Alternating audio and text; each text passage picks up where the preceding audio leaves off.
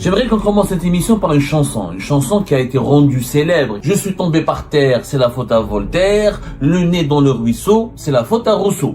Aujourd'hui, je pense qu'en Algérie, on devrait faire comme Victor Hugo, mais remplacer Voltaire et Rousseau par le Maroc. Je suis tombé par terre, c'est la faute au Maroc.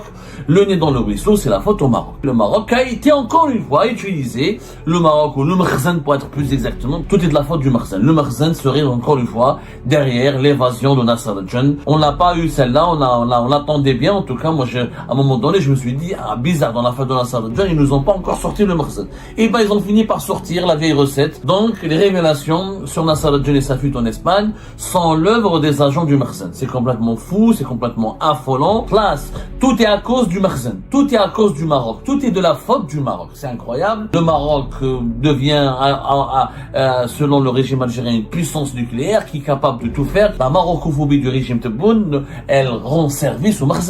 Le Makhzen, en réalité, se réjouit, il se frotte les mains parce qu'on lui rend service. À chaque fois qu'on l'utilise, on l'évoque et on l'instrumentalise pour expliquer les grosses problématiques de l'actualité algérienne. Il est tellement puissant ce Makhzen qu'il est le responsable de la crise entre l'Algérie et la France, le déclencheur de la crise entre l'Algérie et l'Espagne, le déclencheur de la crise entre l'Algérie et les pays du Sahel. Et même le Makhzen,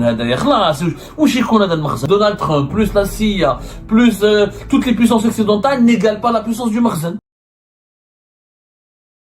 J'aimerais qu'on commence cette émission par une chanson qui a été rendue célèbre, qui a été inventée par un personnage de l'une des œuvres littéraires les plus majestueuses de l'histoire de l'humanité ou de l'histoire de la littérature mondiale. Il s'agit des Misérables de Victor Hugo, et dont le personnage principal, un certain Gavroche. Pour celles et ceux qui aiment la littérature, ils connaissent bien le parcours de Gavroche et l'histoire des Misérables. Dans cette œuvre magistrale de Victor Hugo, il y a un passage d'une chanson qui est devenue célèbre et qui même, ça a été popularisé pour devenir une expression dans la langue française. Je suis tombé par terre, c'est la faute à Voltaire. Le nez dans le ruisseau, c'est la faute à Rousseau.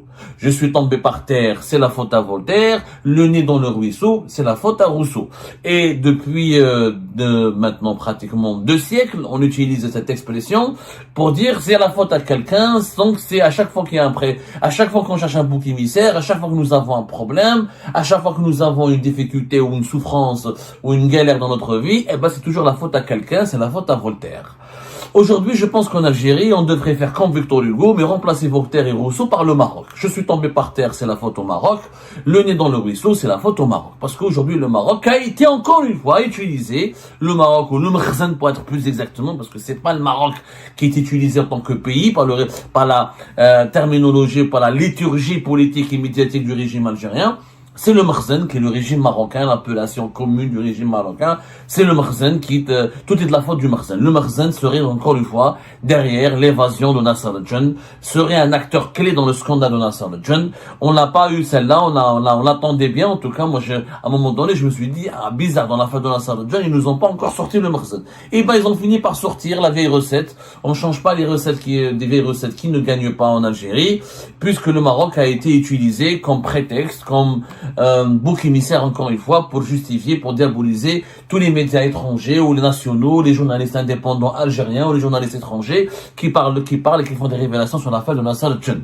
On l'avait bien vu, on en a parlé tout à l'heure dans une émission précédente, selon le Khabar et le Soir d'Algérie, le pauvre journaliste espagnol Ignacio Sombrero, qui a eu beaucoup de problèmes avec le Maroc, qui est diabolisé et insulté lui-même par tous les médias pro-marocains et pro-Makhzen, comme le dit le régime algérien, et qui a des positions très neutre dans le dossier du Sahara occidental, et qui a eu 4 grands procès face à des personnalités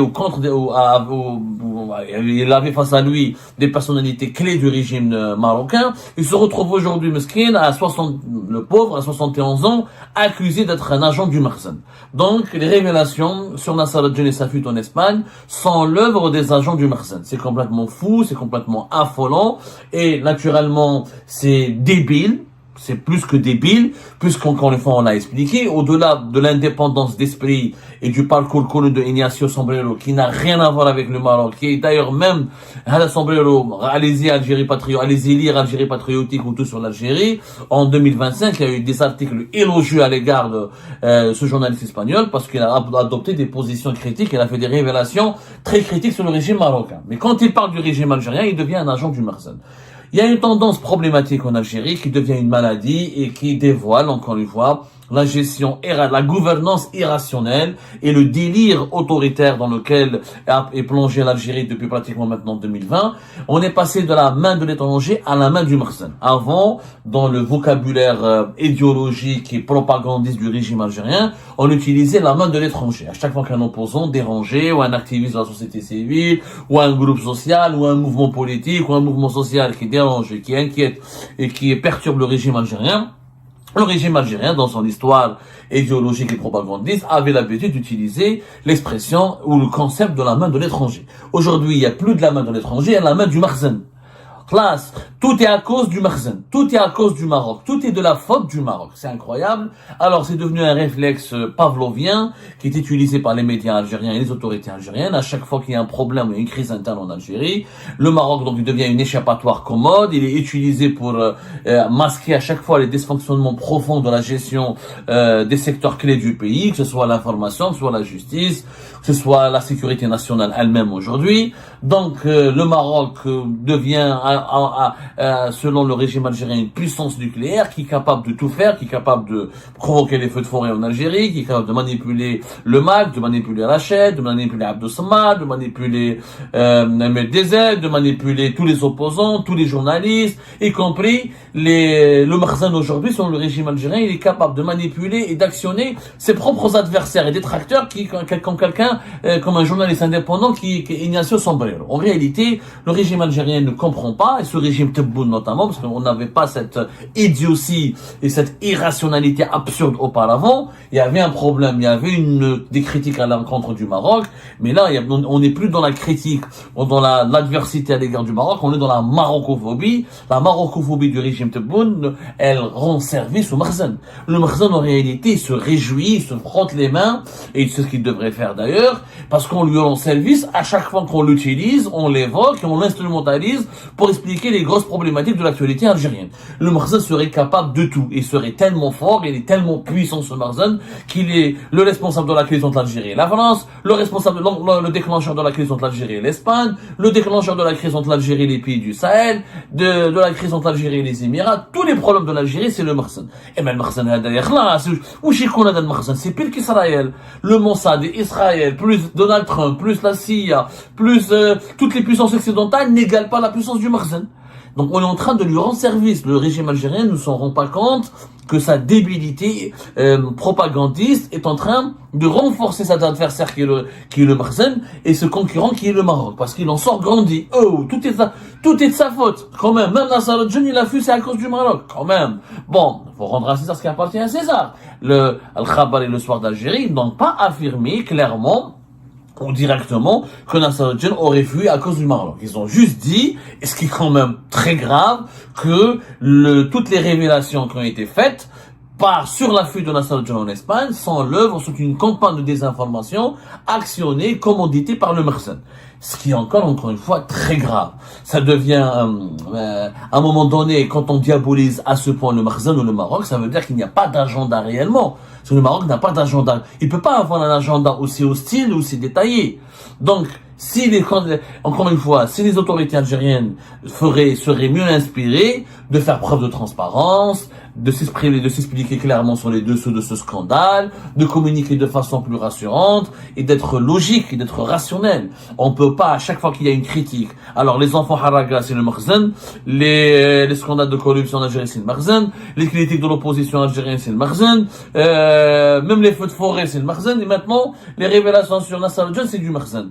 C'est du n'importe quoi. C'est franchement du n'importe quoi. Ce réflexe, encore une fois, maladif, de recourir à chaque fois au Maroc, traduit une impuissance de ce régime Tebboune, qui n'est pas capable de se défendre correctement, qui n'est même pas capable de faire de la bonne propagande. Parce même pour faire de la propagande, il faut des compétences.